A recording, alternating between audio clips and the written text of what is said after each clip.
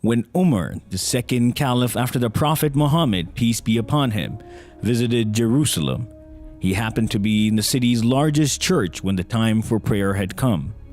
At that moment, the bishop offered him the chance to pray in the church. The Caliph Umar replied, "No, for if I pray in this church today, my followers may annex it after I am gone, and no longer able to protect your rights."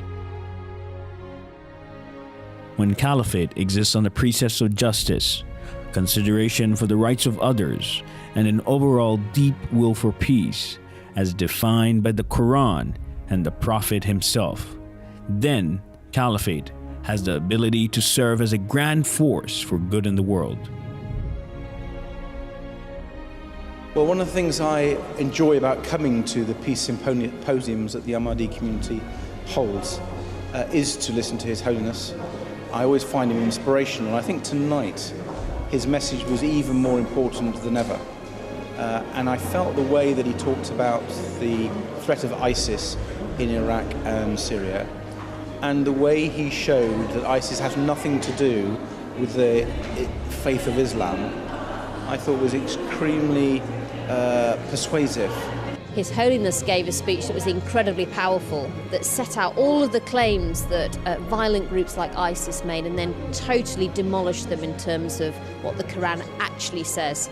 I think for a lot of people sat in the room, it helped them really understand what true Islam is actually about and how this message of peace is really at the heart of it. But the Holiness, I just thought, it's incredible because all the things he was saying were going through my mind, and I could actually relate to nearly everything that he said, which actually I think probably surprised me for some reason. I don't know why. I just found it very, very moving. I'm really pleased I came. I can't say more than that. He is known by world leaders for his humanitarian efforts and his mission for world peace, anchored by his famous slogan of "Love for all, hatred for none."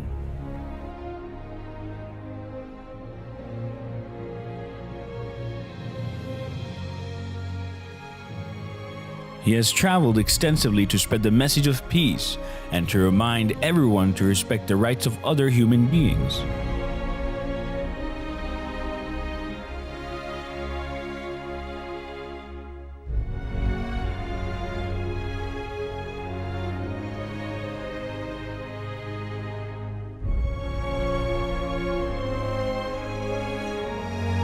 During these tours, His Holiness has met world leaders from the Far East to Europe, from North America to Africa, discussing the economic, social, and political problems facing the world today, and how to create peace and justice in the world. He has also met religious and community leaders in order to share common values and core ideals universal to all religions and cultures, with a view to improving the moral state of mankind and creating an atmosphere of love and affection. From young to old, he compassionately listens to the ordinary man, regardless of race, color, or religion. He has personally initiated social projects and schemes to alleviate poverty and human suffering.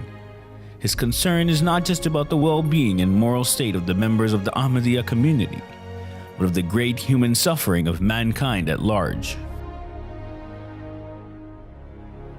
For His Holiness, the slogan, "Love for all, hatred for none," really comes to life. And I have borne witness to His Holiness waging a jihad of love, opposing the jihad of the sword with the jihad of the pen and of love itself. And it is an honor to welcome you, Your Holiness. Your leadership has made you a figure of global prominence, and you have become a guide for millions of Muslims worldwide. Your Holiness, it is undoubtedly a reflection of the blessing that you bring to this capital. I want to express gratitude for the privilege of appearing here in front of Your Holiness and this assemblage. We're really honored you're here. I was saying earlier that you brought the House and the Senate together. We should have you here more often, and we're grateful. I would like to pay an additional tribute to to the work being done by Ahmadis in raising standards in Africa, and particularly in education. I was reflecting when I had opportunity to learn more, Your Holiness, about your service, particularly about your contribution to the people of Ghana in the late 1970s and early 80s. And it reminded me of something remarkable that happened here in our great state a few years ago in Death Valley. You may even recall this. In the winter of 2004, there were 7 inches of rain that fell on Death Valley.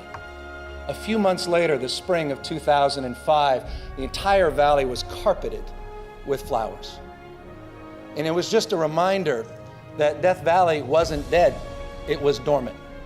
It was waiting for the seeds of possibility to be sown. And I think about, Your Holiness, the extraordinary work you did in Ghana, particularly your agricultural commitment, bringing wheat to the people of Ghana. It had never been done in the history of that country. You sowed the seeds of possibility, and it's a reminder to all of us as we deal with the issue of ignorance and poverty and disease, as you have committed your life to, that when the right conditions come along, success is irreversible. It's inevitable. Success simply will find its way. For all the events you go to, you will seldom see the golden key presented. Today you will see the golden key presented to you, Your Holiness. I've seen 4 keys to the city given out in my 12 years as a city council member, and this is a very special honor indeed that is reserved for the most special of visitors. This hand shook the hand of His Holiness. I was just thrilled.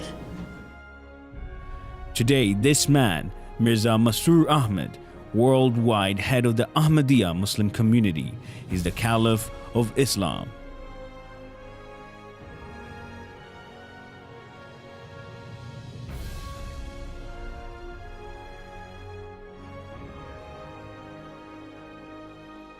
His followers number in the tens of millions, spread over 200 countries across the world, making him the leader of the largest single group of Muslims in the world who follow one Imam.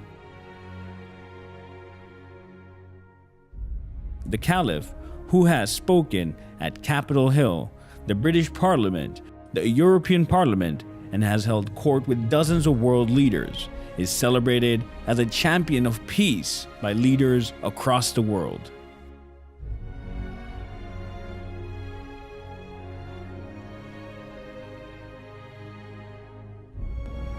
In this we are allied with His Holiness, a courageous champion of religious freedom and of peace.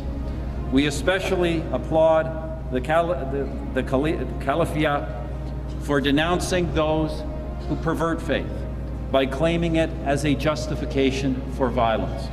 However we define God, it is wrong to kill in His name.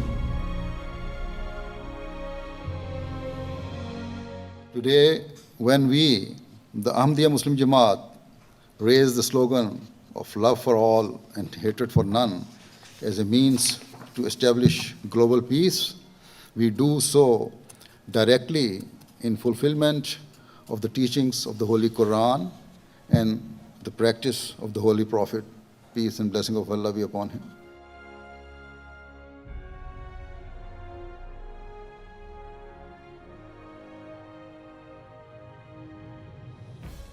I will, God willing, always continue to carry out my task and my responsibilities of promoting peace, tolerance, justice, and compassion to the corners of the world.